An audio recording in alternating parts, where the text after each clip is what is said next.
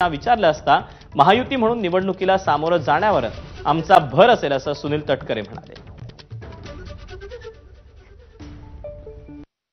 चंदगडमध्ये दोन्ही राष्ट्रवादी काँग्रेस पक्षाचे एकत्रितपणे निवडणूक घेण्याचा निर्णय झाला असेल तो आम्ही आदरणीय पवार साहेबांच्या सूचनेप्रमाणे भाजप सोडून बाकीच्या ठिकाणी कुठेही आपण स्थानिक पातळीवर निर्णय घेत असाल तर तो घेण्याचा अधिकार आम्ही त्या असलेल्या जिल्ह्यातील प्रमुखांना त्या मतदारसंघातल्या प्रमुखांना दिलेला आहे। नुसत्या चंदगडमध्ये नाही, महाराष्ट्रामध्ये जिथे जिथे असं वाटत असेल तिथे बऱ्याच ठिकाणी चर्चा चालू आहे।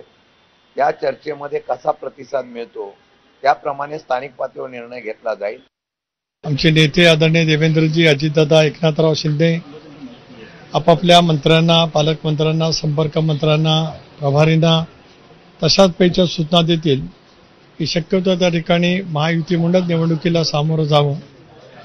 अधिक जर काही शक्य झालं नाहीच तर कटुता होणार नाही, मनभेद होणार नाही, या संदर्भातली सुद्धा काळजी त्या ठिकाणी घ्यावी।